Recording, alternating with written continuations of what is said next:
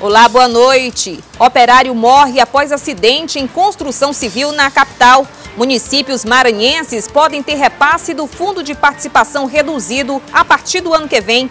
E IBGE aponta crescimento no número de candidatos negros no estado. Parda tem 47,83%, branca 38,74%, negro 13,04% e indígena 30,4%. E ainda, estudantes de escolas públicas e privadas mostram habilidades na etapa regional da Olimpíada Brasileira de Robótica. É uma recompensa, ainda mais quando a gente consegue ganhar premiações. E apesar de trabalhoso, a gente aprende muito com isso e se diverte também. Essas e outras notícias agora no Jornal da Difusora.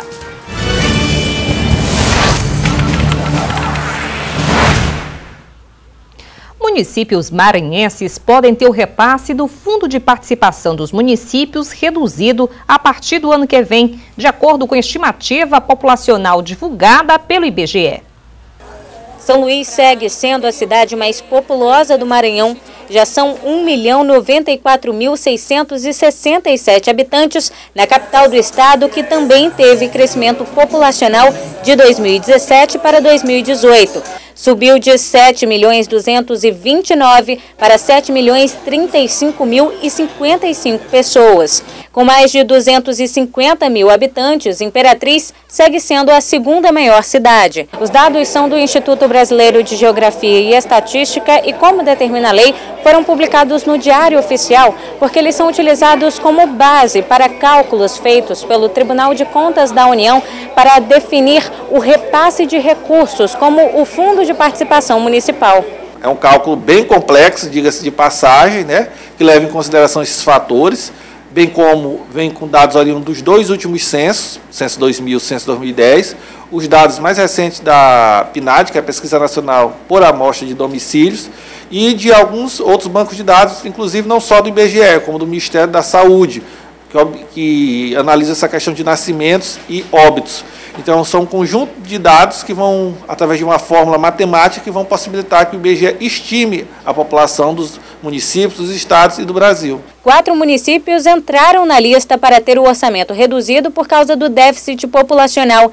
Entre eles, Passo do Lumiar, que só não vai perder o repasse porque conseguiu uma liminar. O caso de Passo do Lumiar, porque tem esse conflito de limites aqui em São Luís, e através de uma sentença ele conseguiu comprovar com os dados da SEMAR, da Caixa Econômica Federal, e o próprio problema de limite, que a população dele ultrapassaria 156.216, o que confere a ele um coeficiente de 4,0.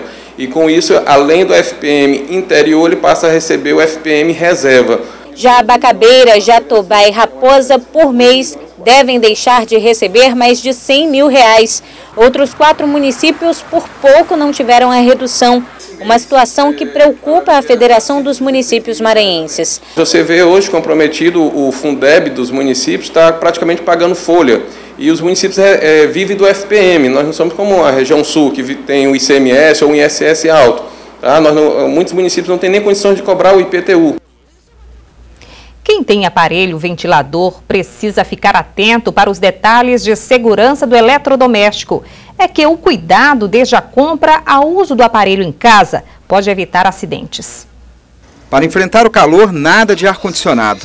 A opção da Sandra é comprar um ventilador. Depende do bolso de cada um, né? No meu caso, o ventilador ainda é a melhor pedida. A vantagem não está apenas no preço. Em tempo de bandeira vermelha na conta de energia, o ventilador também surge como opção ao ar-condicionado pelo custo mensal. A diferença é a questão do preço, né? Os ventiladores são bem mais baratos, são bem mais em conta com relação aos ar-condicionados e também na conta de energia, né? Nós temos aí estudos que comprovam que o ar-condicionado consome em torno de 70%, pelo menos a mais do que os ventiladores. Mas para que o barato não saia caro, o consumidor precisa tomar alguns cuidados na hora de escolher e principalmente usar o ventilador em casa. A fim de evitar acidentes como o que aconteceu com as irmãs gêmeas, que morreram carbonizadas na cidade de Central do Maranhão na semana passada, por conta de uma pane elétrica do aparelho que provocou um incêndio na casa onde as duas dormiam. Este engenheiro eletricista dá algumas dicas importantes de segurança. Não usar ventilador perto de cortinas e outros materiais inflamáveis. Não deixá-lo ligado quando sair de casa ou próximo a crianças, sem um devido acompanhamento. Fazer limpezas periódicas no aparelho e, assim que perceber a dificuldade da hélice girar, levar para manutenção.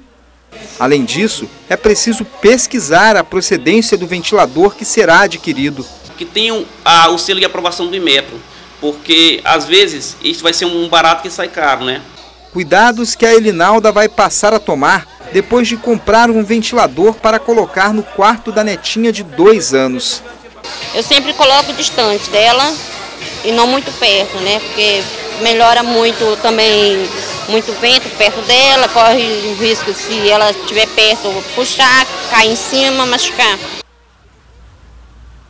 Na manhã deste sábado, um operário da construção civil, identificado como Adão da Silva Oliveira, de 30 anos, morreu após ter sido atingido por uma parede que desabou. O caso ocorreu em um edifício localizado no bairro Renascença, em São Luís.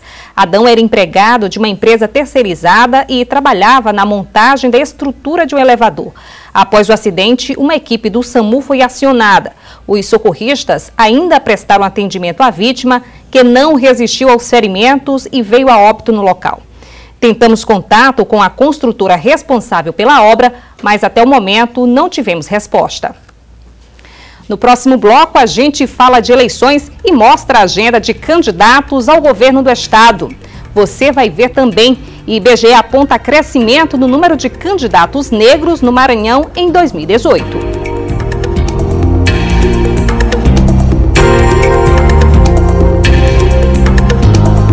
O número de candidatos negros cresceu nas eleições deste ano em comparação a 2014. É o que aponta o Instituto Brasileiro de Geografia e Estatística. 46% dos candidatos destas eleições são negros, mas ainda é maior o número de candidatos brancos. Eles representam 53% do total.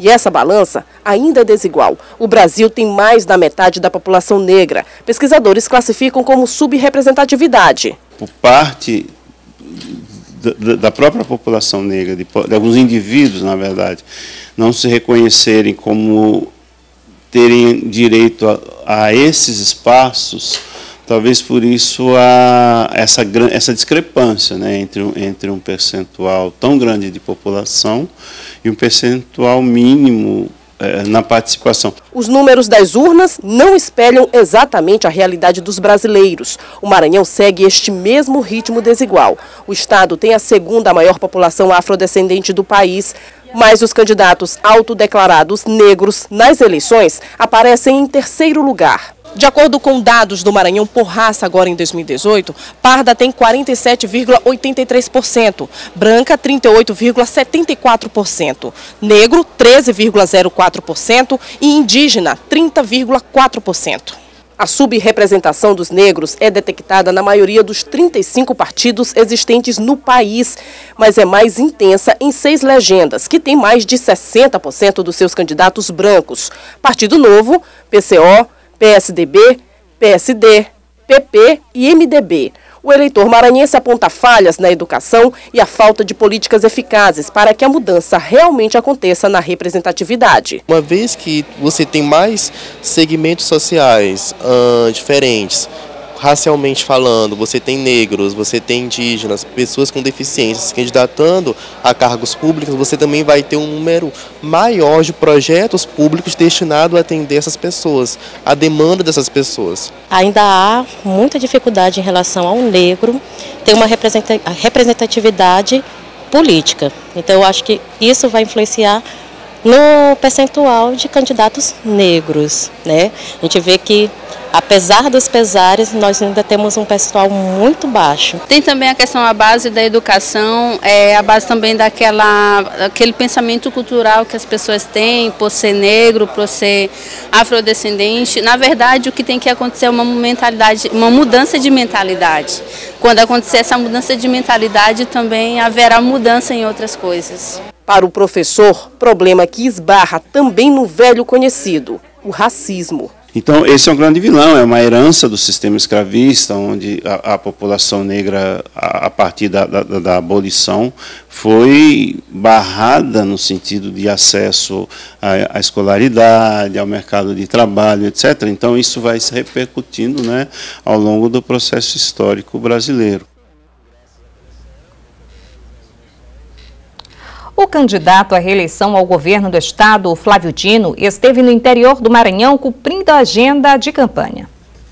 Flávio Dino chegou a Aldeias Altas por volta de 11 horas da manhã e foi recepcionado pelo prefeito José Reis, vereadores e lideranças políticas, deputados federais Elisiane Gama e o Everton, que disputam vaga ao Senado Federal, também participaram da agenda política em Aldeias Altas. Flávio Dino lembrou as ações realizadas em parceria com a Prefeitura e os investimentos realizados na educação, habitação e infraestrutura. Estou muito feliz porque Aldeias Altas é uma cidade que recebeu muita atenção do nosso governo.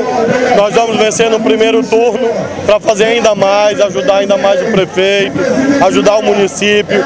Tudo isso que nós fizemos vai continuar a ampliar, porque nosso governo é de todos nós. Além de Aldeias Altas, Flávio Dino cumpriu a agenda na região e participou de carreata em Caxias. Confira a agenda dos candidatos ao governo do estado do Maranhão para amanhã.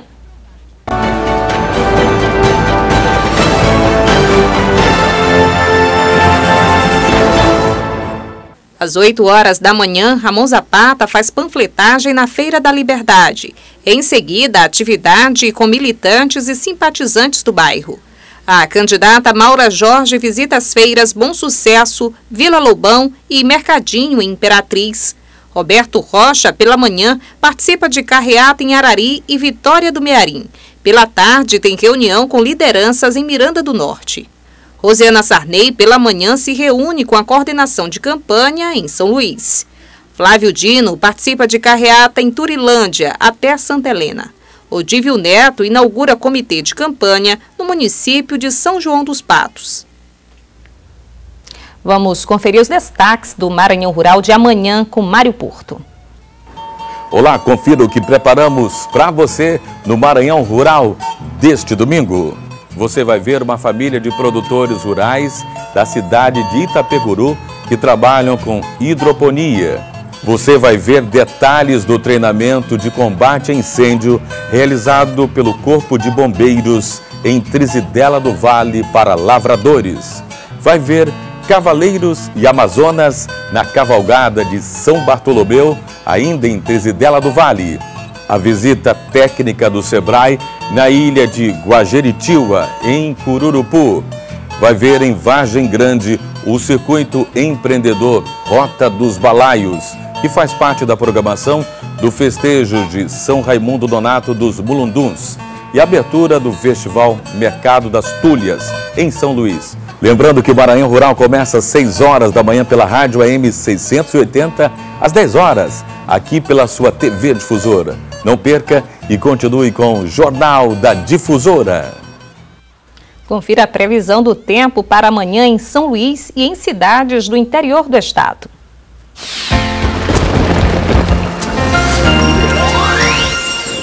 São Luís terá sol e aumento de nuvens pela manhã, com pancadas de chuva à tarde e à noite. A temperatura mínima é de 23 graus e a máxima de 32.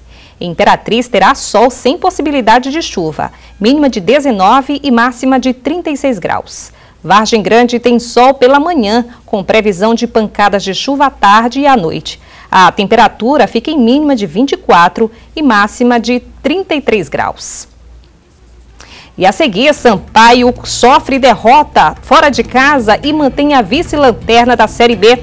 E ainda estudantes mostram habilidades na etapa regional da Olimpíada Brasileira de Robótica.